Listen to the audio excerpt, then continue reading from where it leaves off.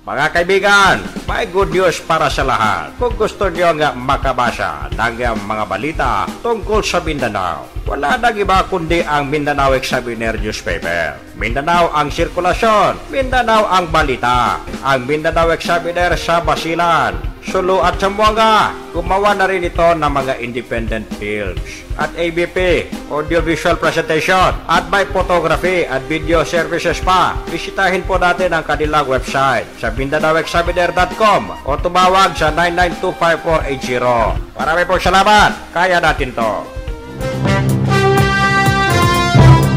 Well, mga kaibigan, magandang hapon po sa inyong lahat. Kamusta po yun sa mga oras na ito? At dahil po tayo sa ating palatuntunan ang Radio Mindanao. Sumasa inyo po araw-araw mula Lunes hanggang Biyernes alas 2 hanggang alas 3 ng hapon. Abdel Diesel lang po. Mamaya-maya konti ay makakapiling natin ang ating kaurman si Al Sinto. Bising-busy lang po mga kaibigan. Kailangan po matapos ang kanyang gawain sa araw na ito. Na hindi dapat ipagpaliban. Kailangan matapos sa hapong ito. Sa pansamantala, ito muna si Abdel ang bibigay sa inyo ng mga chismis, mga balita, kwento-kwento, mga opinyon.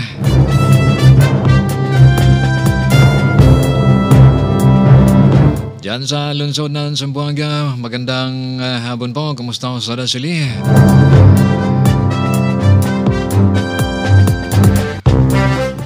Mainit ang panahon mga kaibigan.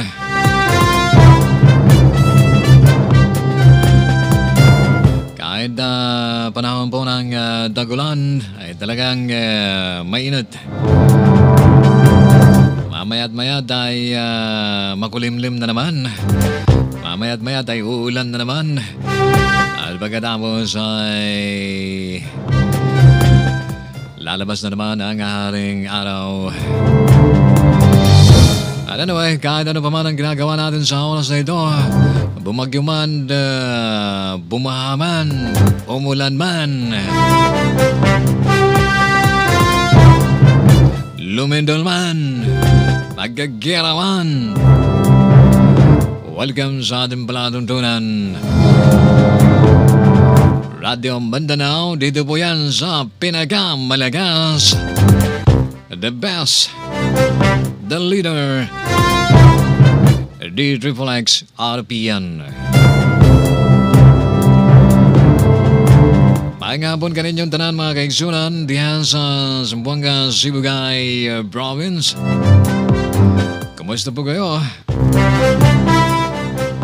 Medyo init-init ang panahon, malipayong hapon, makabibihag ang kahaponon sa inyo mga kaigsunan. Mabuhi mong tanan, mabuhi tan tanan. Padod pa sa Tagalog, mabuhay po tayong lahat. So sa Binisaya, mabuhay po tayong tanan.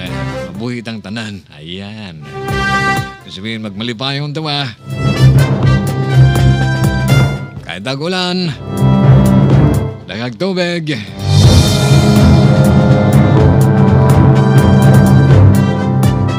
Diyan sa Zamboanga del Sur, Zamboanga del Norte,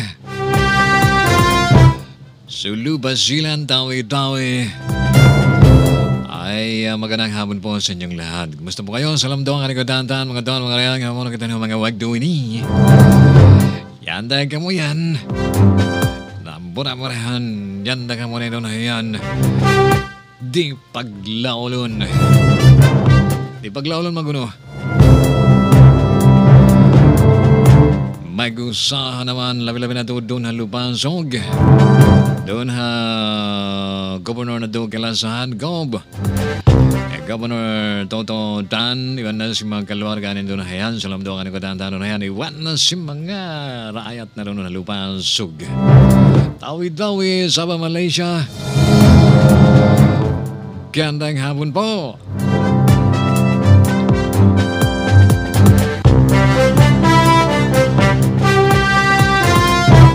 Ugali po nating laging mag-ingat. Laging alerto. Palaging mayroong kilos.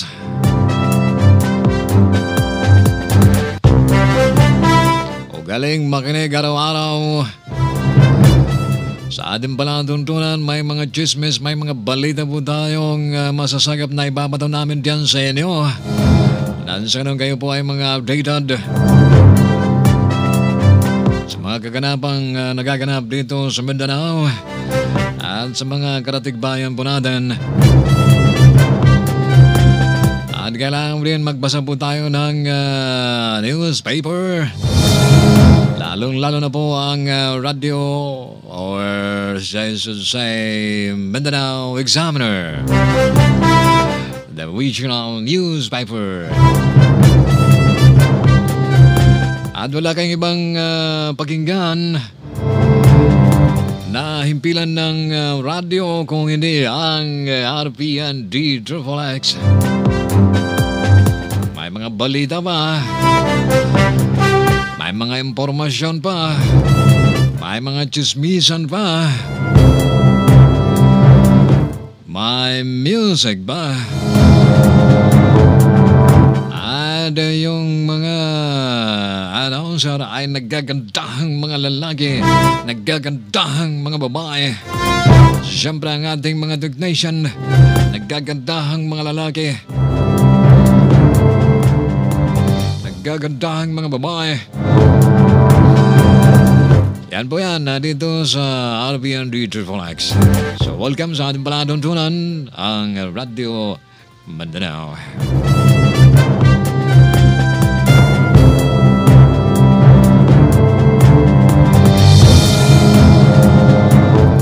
So patuloy po mga kaibigan ang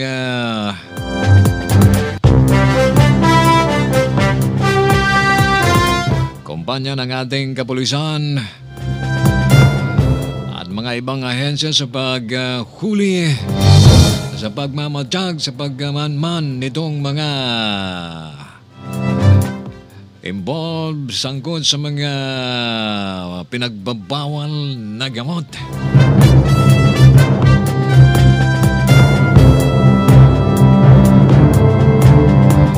Dami na pong mga kaibigan na naaresto, nahuli.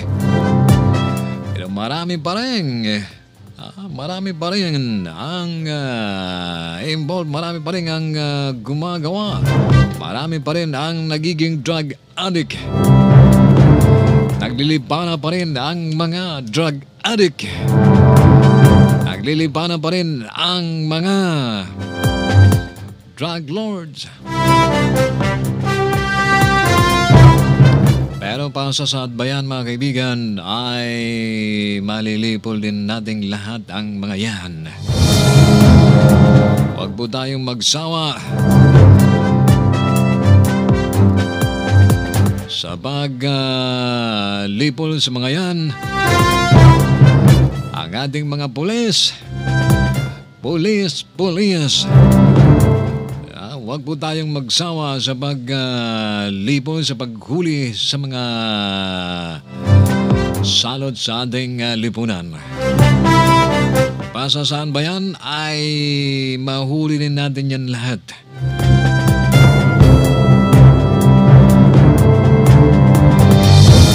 So marami pang pinagsuspisyahan pong mga drug pushers ang nahulog sa kama ng ating mga pulis. Bayad PDEA, bayad pulis, bayad sundalo.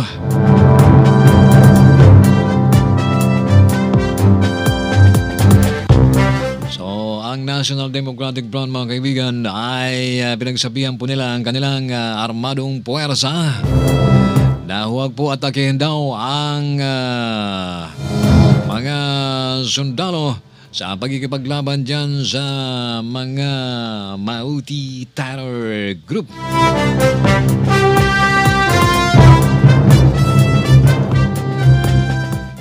Huwag na kayong tutulong mga NPA, sagaban lang kayo. Ang may tutulong lang ninyo siguro ay tulungan natin ang ating mga bankwit.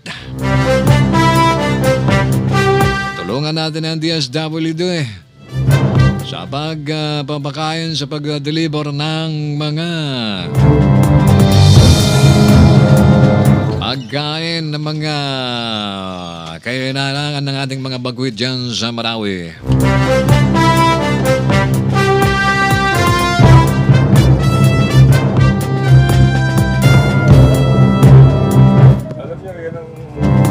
Alam nyo, yan ang problema. Ang daming tulong. Pero ang tanong, nakakarating ba? O na pupunta lamang sa kung kani-kaninong mga bulsa?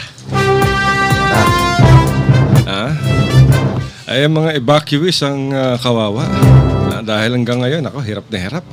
Hindi makabalik sa kanilang mga lugar. Ay, nagmagagsunan. Untano ka na bitong ingon silang mga hinabang ba?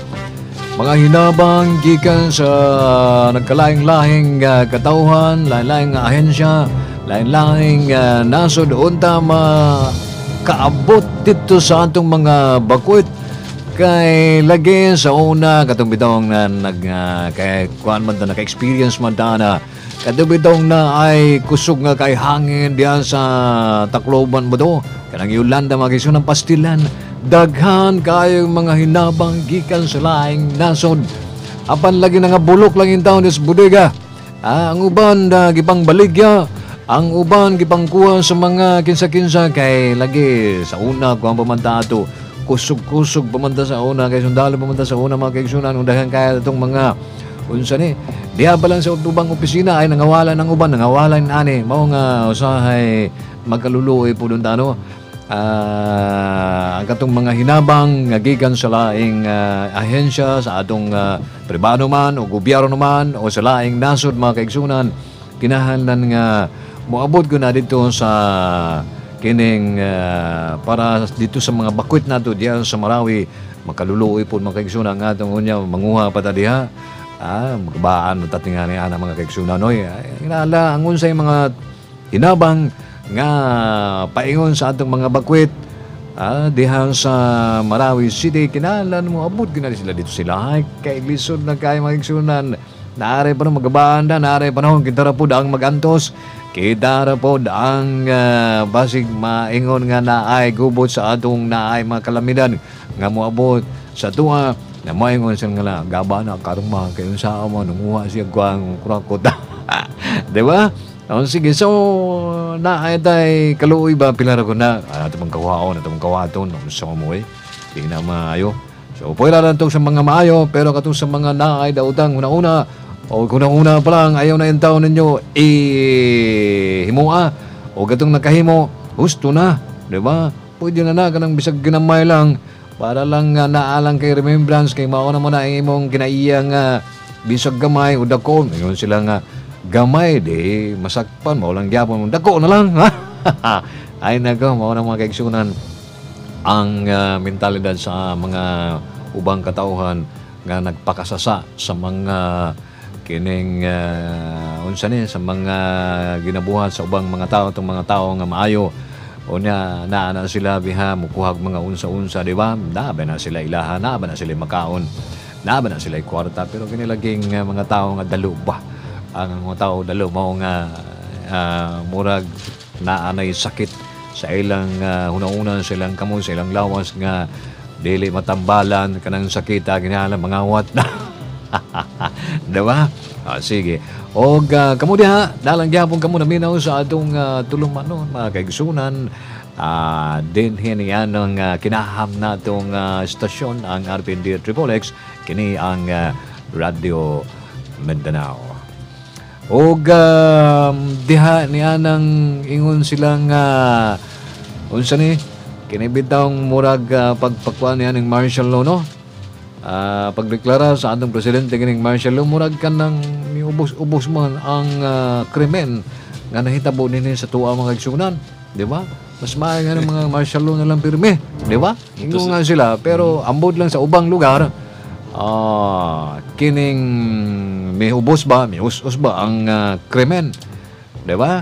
So, wabo na magpakabana pero para sa kuha, murag kamugo diya sa may banabana ninyo pero ang uban nga, dili sila sugod kay na ka-experience na kung sila katong miyaging martial law nato unsa ba diha ang uban po nga sugot o samanta diha natas tong atunga mga kaigsunan unsa may gusto sa atong katawhan unsa may gusto sa atong kining gobyerno, di ba? Natas tong atunga basta nga mo dire chismis lang sa inyo unsay tinuod unsay dili tinuod unsay sa tunga. So kitang tanan ang magbanabana ba, kitang tanan ang mo antigong mo balance sa mga panghitabo karong panahon na. Pero kinahanglan mga kaigsunan, sige lang gyapon tag alerto, sige lang gyapon tag magpakasayod.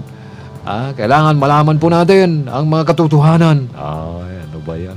O ang mga masayod ta sa mga tinuod, kinahanglan masayod ta sa mga unsa-unsang mga balita, unya naantay mga action, na alerto ta, nya napuntay mga kining pamaagi nga kinahanglan natin mga advokasya ba, di ba?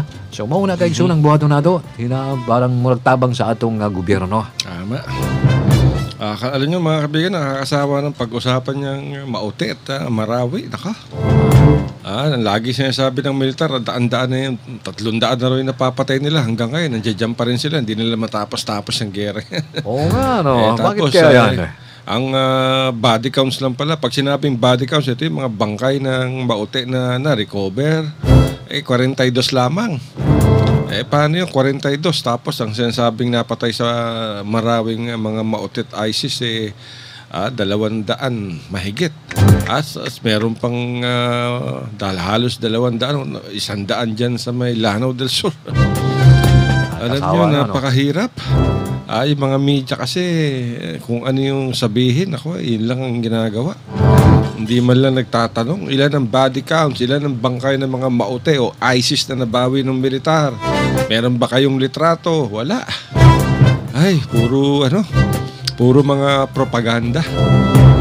Kaya nagtatanong tuloy yung publiko, mga kaibigan. Ang dami-dami nyo na palang napatay. Bakit hanggang ngayon mag-iisang buwan na yung bakbakan sa Marawi, hindi nyo pa mariresolba? Ang unang sinabi ng Western Mindanao Command, nung unang 2 araw, ang umatake lang daw, lalabil 5. Bakit biglang ngayon, dumami? 300 na yung napapatay ninyo. Sabi ni General Eduardo Año, meron pang 400 na kalat dyan sa Marawi.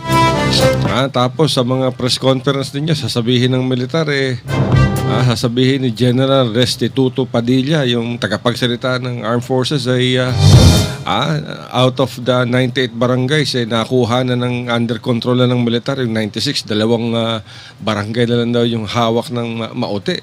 Bakit hanggang ngayon panay pa rin ng airstrikes? Kumuha pa ng mga panibagong batalyon dyan sa Cebu para ipadala sa Marawi. Bukod pa yung mga puwersa ng pulis. Bukod pa yung mga puwersa ng CAFGU, CAA, CVO, BIPAT, lahat. Ano ba ang kalaban ninyo? Zombie? Hindi matay-matay. Oo, kasi pinapatay tapos buhay din pala. Alam nyo, yan ang hirap Para kunyari, hindi ma-demoralize yung mga tropa, sabihin ng mga propagandist ng militar na marami kaming napatay kahit na wala. Paano nyo masasabing marami kayo napatay? Wala nga kayo nakukuha ang katawan. Tapos minsan lumalabas sa PR, according to witnesses. Anong witnesses? Wala na nga mga tao dyan, nagsilikas na. Meron pa bang witnesses dyan? Nakakalungkot mga kaibigan. Anyway, wala na tayong magagawa dyan. Tama ka dyan. Kung kanilang buhay. Sa erap yan. Kung hindi matitigil yan. Tayo magtitiis. Oo nga, Mayor Erap. Alam nyo naman pa. Kayo, naging Pangulo kayo ng Pilipinas. Yung inyong ginawa sa Moro Islamic Liberation Front, talagang kahanga-hanga. Oo naman. Hindi naman tayo nagpapadugro sa mga lentek na yan. Ako pa. Hindi nila naalaman na ako si Asyo Salonga. Tama. Maraming salamat, Mayor. Kinig talaga si Mayor Erap. Nakahook up kasi sa atin yung DWIZ sa Maynila. Nakaantabay sa atin si Mayor Erap. Maraming salamat, Mayor Erap, ang alkalde ng Maynila. Thank you very much din Maraming salamat. Okay, thank you, Mayor. Bayan mga kaibigan, yung aming media partner, yung Mindanao Examiner Regional Newspaper. Available na yung paborito nung yung periodiko sa iba't ibang lugar sa Mindanao, sa Cebu at sa Quiapo. Banner nila ngayon, Ulama wades sa ideological war versus extremist groups. Wow, maganda to. Dapat nung pa ito ginawa ng mga ulama. Bakit ngayon lang? Marami natatandaan ko mga kaibigan, merong inilalabas ng mga litrato itong Mindanao Examiner Regional Newspaper. Yung mga public rally sa Marawi, yung mga estudyante rin, may bit-bit na mga Daesh flag o yung mga black flag ng ISIS. Ipinasa ni nung kanilang senior reporter na si Muhammad Saaduddin na ibinigay din sa kanya at nakuha ng larawan itong mga estudyante, babae, mga lalaki na naka-banner pa yung kanilang black flag. Kaya ngayon yung ulama, ngayon lang daw sila mag-wage ng ideological war. Huli na yan. Dapat noon pa. Nung kasagsagan ng Abu Sayyaf. Okay, yan ang banner mga kabigan ng ating media partner, yung Mindanao Examiner Regional Newspaper.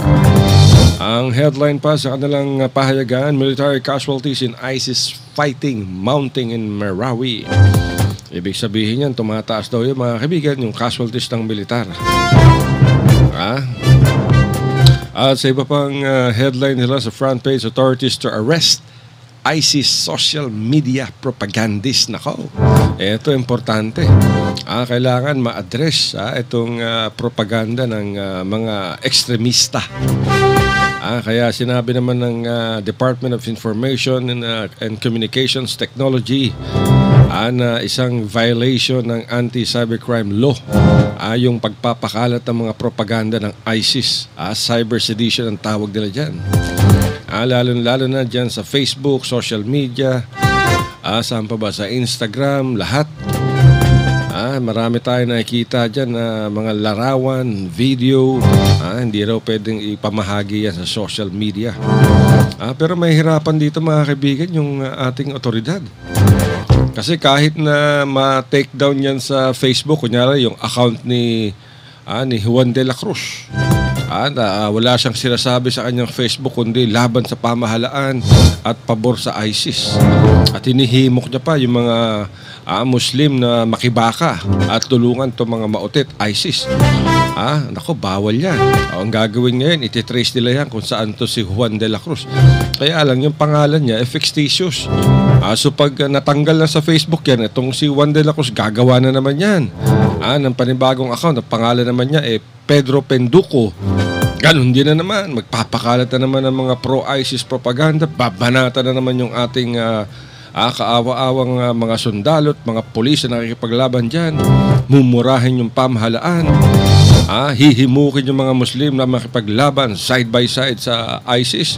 Hanapin na naman yan. So, ang gandun lang mga kaibigan. Kahit makita nila yung IP address yan, paano kung nagpunta sa isang coffee shop yan? At doon siya nag-create ng kanyang mga fictitious Facebook account. Wala rin. Diba? So, ang kailangan dito mga kaibigan, education.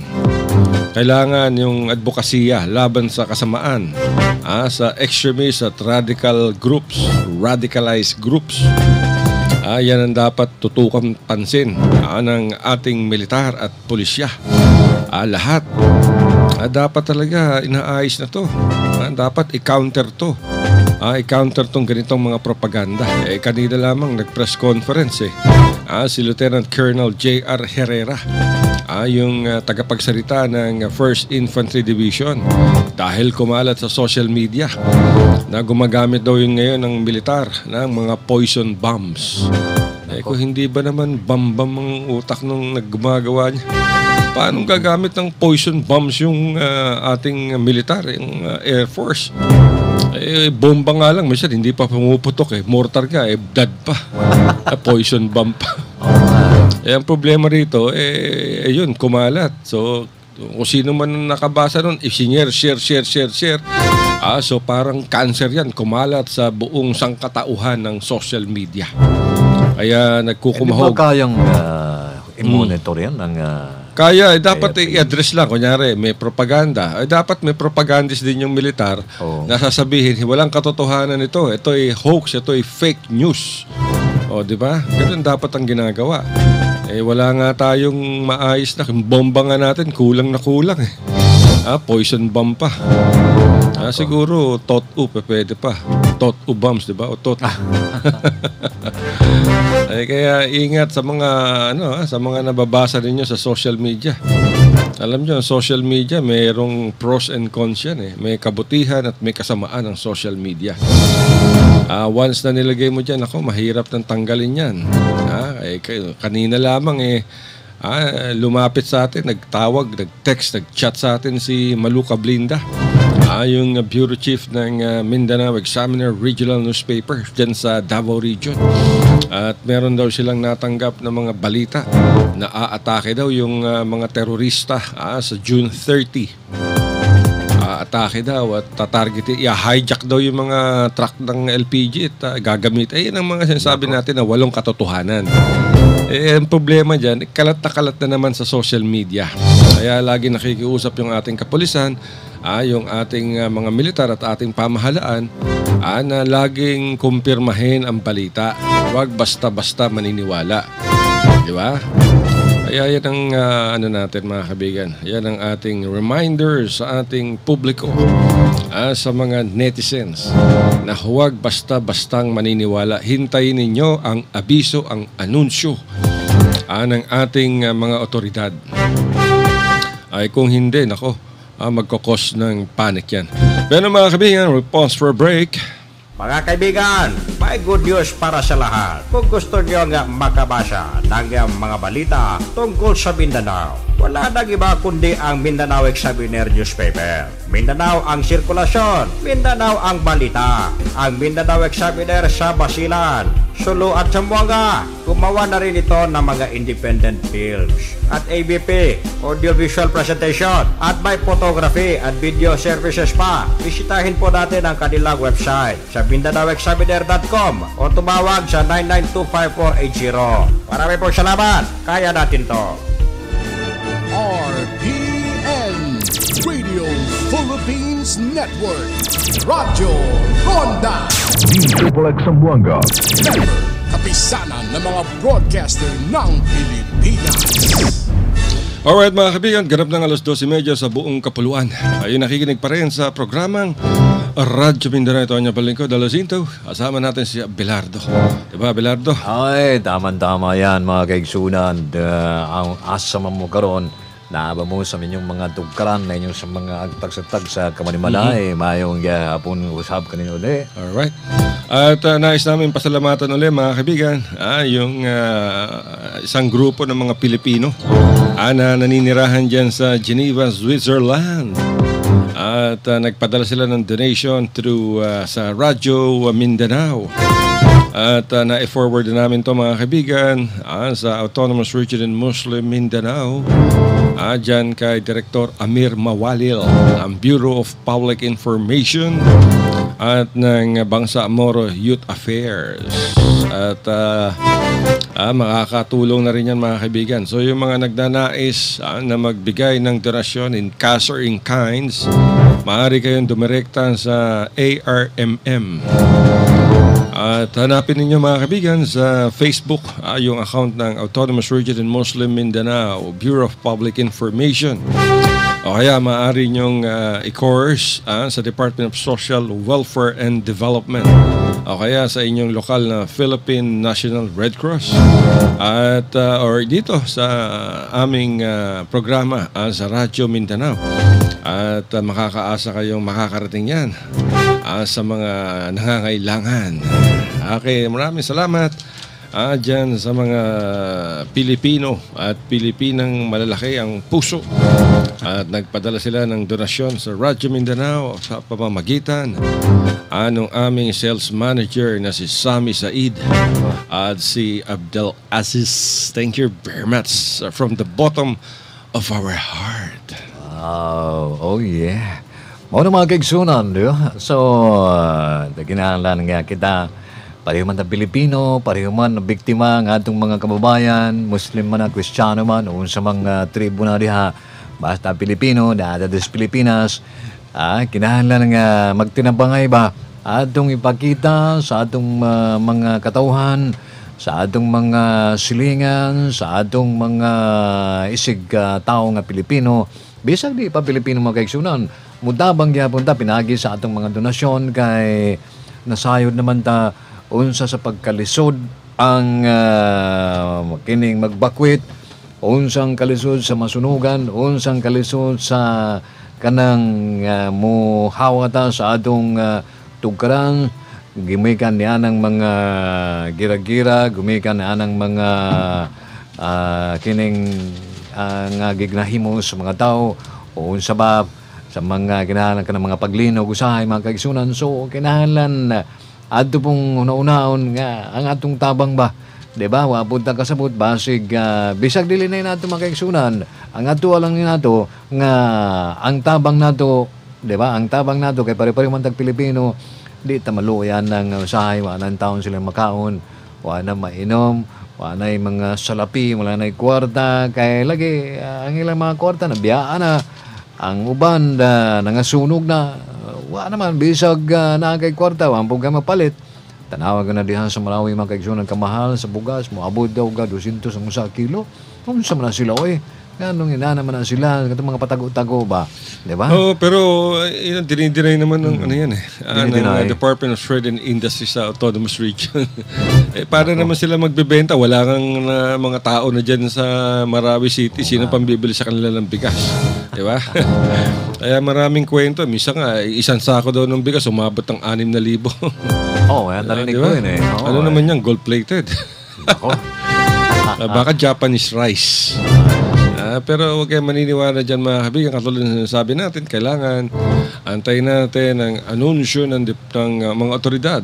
Yung mga surprising dyan sa Department of Trade and Industry sa Autonomous Region and Muslim Mindanao, dahil yung Lanao at Lanao del Sur ay bahagi ng Autonomous Region and Muslim Mindanao, at yung Marawi ay lungsod naman ng Lanao del Sur.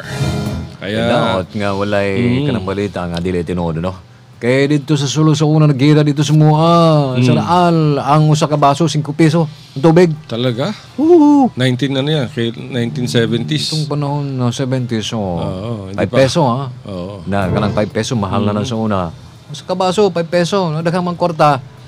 Talaga? I don't know, dihan sa kan kay murag kana bitong tago-tago ba na ay mga uban nga negosyante pud nga wala may mapalain bugas, naman siya bugas, ibalik jag mahal. So mo na, pero wata masayran na unsay tinuod na pero base sa atong nasayran dito sa katong na-experience nato diha sa Huluma Kisunan, na ay magbaligyag mga ubang tao nga kining ilang samantalahon ba ang pagkakataon nga nagkagubot, baligyan na sila mahal-mahal, diba? So inaot nga ang mga kanang mga chismis-chismis nga nadawat nato usahay, dili na siya tinuod, no? So mauna mga kababayan nato, mga kaigsunan nato nga magtinabangay tanin yung tanan. Alright. Anyway mga kaibigan, ito talagang media, pampagulo. Yung mga ibang media. Alam niyo mga kaibigan, napaulat na may 59 mga evacuees ang namatay dyan sa evacuation center. At ang kinukot nung reporter ay si Health Secretary Pauline Ubial. Sabi daw ni Ubial ay 59 yung nasawi, kaya agad namang nilinaw ni Department of Health Secretary Pauline Ubial na misquoted daw siya sa sulat o sa ulat na 50 siyam ang mga evacuees na namatay dahil sa sakit. Ayon pa kay Ubial, mali ang pagkakadinig sa kanya ng kanyang inulat ang figure ng mga evacuees sa Marawi City na di umano'y binawian ng buhay sa gitna ng nagpapatuloy na bakbakan. Kaya ang sabi pa ni ito sinulat natin, sabi ni Secretary Obial, nagtanong po yung taga-media kung ilan daw po yung casualty o death sa ating mga evacuation center. So sinabi ko po na 19. Tapos may isang taga-media, di ko na po sasabihin kung sino, nagtanong, "Ma'am, may nababalita pong 4 na namatay dahil sa dehydration." Sabi ko, "Opo, may 4 na po." Akala niya 4 na po. Sabi ko, 4 na po. So idinagdag niya yung 40 at yung 19, yung 4 na po at yung 19, yung 19, naging 59. Pero hindi po nanggaling sa akin yung 4 na po. Ang sinabi ko po, 4 na po. Ay nako. Anyway, gayon pa man ang totoong death toll na ngayon mga kaibigan ay pumalo na sa mahigit sa 2 dosena. Batay sa huling bilang kahapon ng Department of Health. At karamihan sa mga nasawing evacuees ay dahil sa mga pre-existing condition. Ibig sabihin nito mga kaibigan, may mga sakit na sila. Kaya lang lalong lumala yung sakit, malalang malala hanggang namatay sila. At ayon pa sa DOH ay kasama sa mga nasawi ay yung mga pasyenteng may cancer at sakit sa kidney. At yan ang problema. Kaya nananawagan tayo sa mga doktor, sa mga private doctors, yung may mga grupo dyan na pumunta naman tayo, tulungan natin yung ating mga evacuees dyan sa Iligan City. At sa 4 o 5 pang mga evacuation centers o areas dyan sa Lanao del Sur. Hindi kaya ng pamahalaan lahat, ma-overwhelm ang ating Department of Health, ang ating provincial at municipal health officers. Awa-awa mga ilang libo kaya, mga 5,000 kaya na nasa evacuation center. Ayon sa Autonomous Region and Muslim Mindanao ay mahigit sa 220,000 people ang displaced at nasa iba't ibang evacuation centers dahil sa labanan. At sa ngayon mga kaibigan, okay naman yung mga dating ng mga donasyon at sa tansya natin ay sapat. Dahil ang Pangulong Duterte ay nagpapadala pa rin, siyempre through DSWD, Department of Health, at iba pa. Pero yung mga ating kababayan, ganoon din, nagpapadala. Yung mga associations ng mga foundation, nagpapadala rin. Yung mga iba't ibang kumpanya, yung Go Negosyo, nagpapadala. So maraming tulong. Ang hindi lang natin marinig yung simbahan kung meron ba naipadala. Yung bumabatikos sa martial law at bumabatikos dito kay Pangulong Duterte. Hindi natin malaman kung nagpadala yung simbahang Katoliko ng mga tulong o pagkain para sa mga evacuees. Kahit na hindi naman mga Kristiyano o Katoliko yan, muna sa moralidad ng mga simbahan yan. Na walang creed, walang basta tulong, kaya lang wala basta may ganyang klase, wala tayong naririnig sa simbahan. Magaling lamang siguro yan sa kakokolekta sa pagpapatayo ng mga garang bahay, pambili ng mga garang sasakyan para sa mga pare o bispo. Ay, mga kaigsunan. Bidaw, no? Pero unsa mo na kay basig kuan ang ilang hinabang diya nga kining matod pa nila nga nagdasal ba? Diyo, magsimba na mga na lang nga unta nga mahuman na ng gera diyan sa Malawi o asa bang mga dapit untang naanay kapayapaan basig na ang ilang ginabuhat mo sa mga kauban po natong mga kaparian ang mga diyan sa simbahan mga kaigsunan, di ba? Pero murag wa pud ta kadungog pero ang atong unta ilang untang ipalathala sa mga radyo sa mga talaan nato nga sila bisag walay hinabang ang ilang hinabang pagampo, di ba? Pagampo na murag wala man pod. So man makaingon tang sa man sila o gang batikos gani sa atong presidente sa atong kagamahanan inani kusog kayo sila, di ba? Mangayo gani sila mga contribution, tagaan sila mga donasyon pampalit mga ninani kuan kayo sila. Wala tayong magagawa dyan. Mao na lagi. Dapat yung tulong mapunta sa dapat tulungan.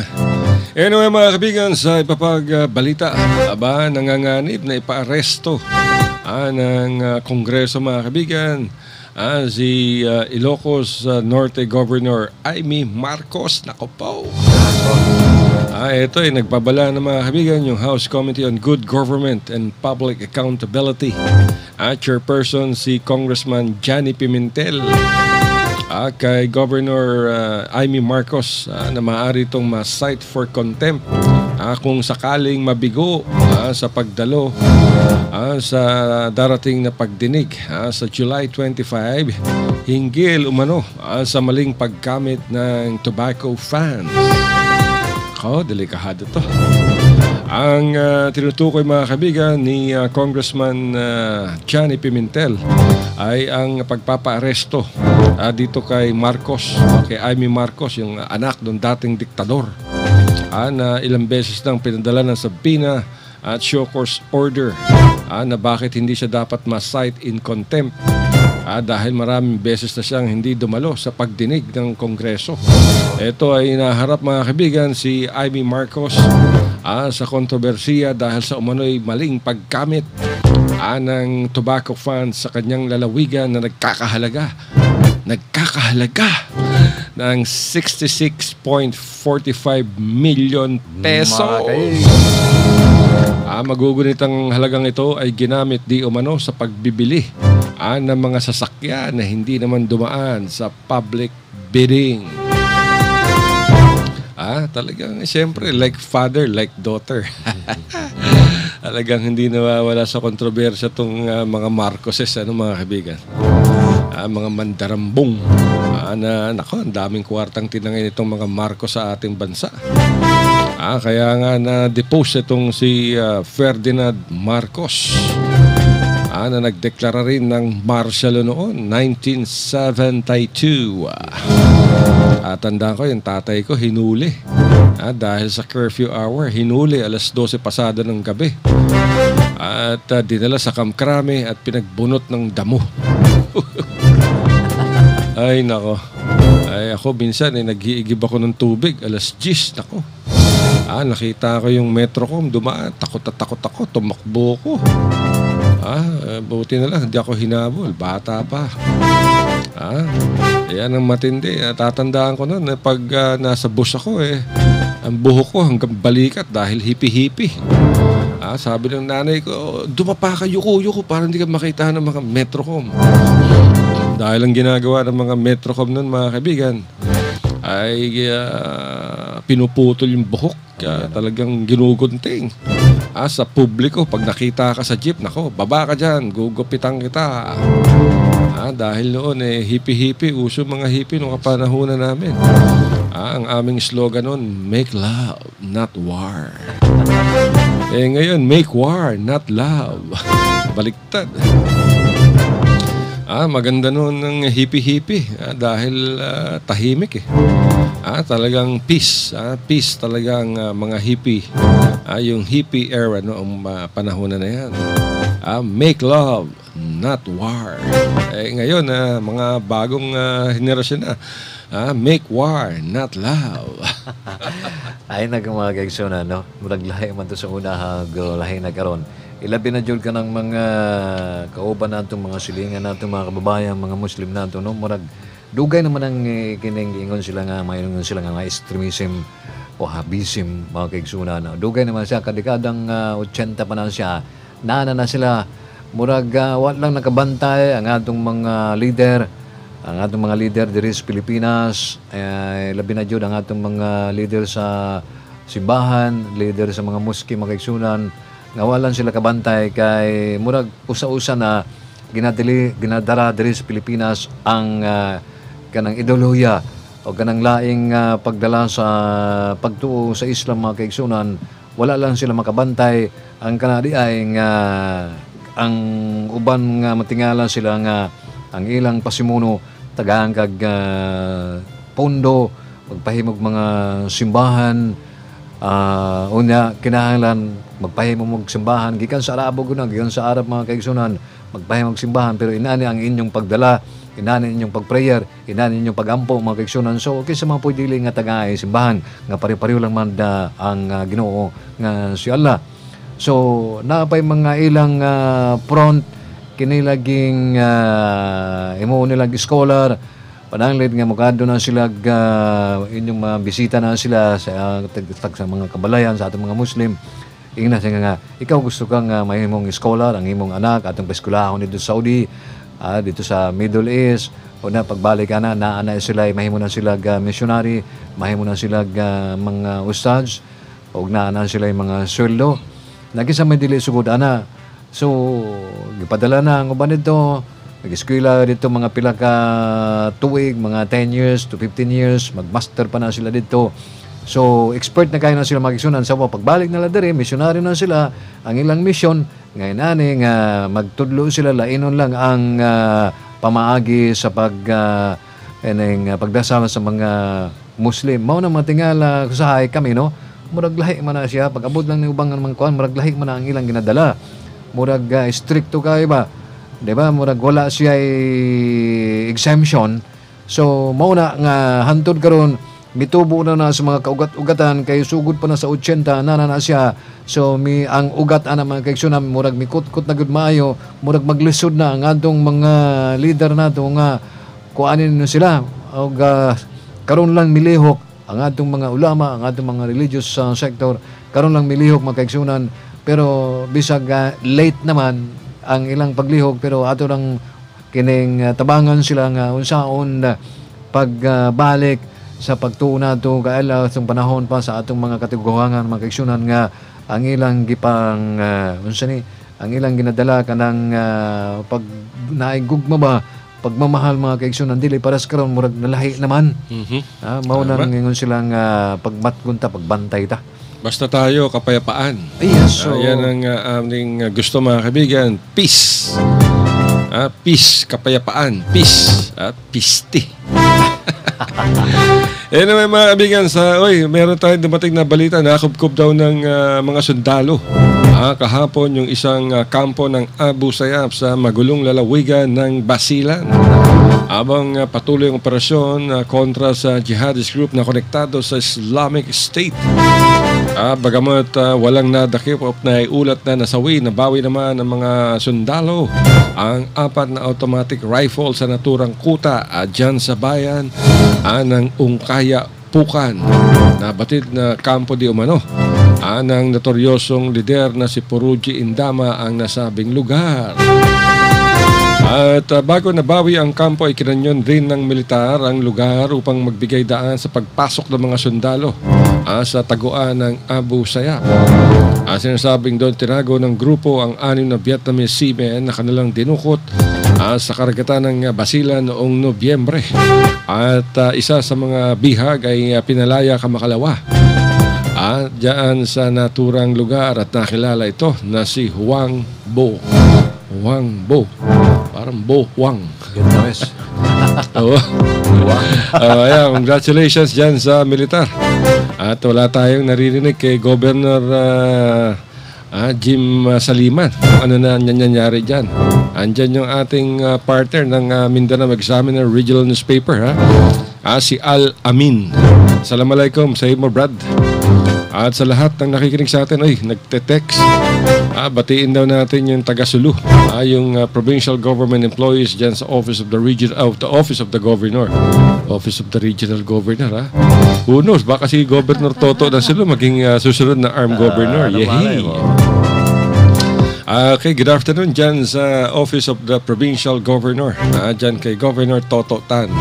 At sa mga empleyado at nakikinig daw sila sa atin, nagpapabate. Kila Al Francis Salinas, Jin Yuko, at ang iba pa. Ang daming pangalan na binigay. Naku, mauubusang oras namin kababati dyan sa Provincial Government. At siyempre kay Governor Toto Tan, sir, good afternoon. Malapit na yung Hari Raya. Yung aming kuratsa, padala mo na lang dito.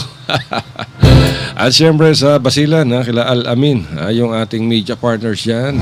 At siyempre sa Tawi-Tawi, tuloy pa ba ang nickel mining dyan? I'm sure tuloy na kasi wala na si Manay Gina Lopez. Tutukan natin yan. Yung mining operations dyan sa sa Tawi-Tawi. At marami nakikinabang dyan. Ay, maglagay kayo ng ad sa amin dito.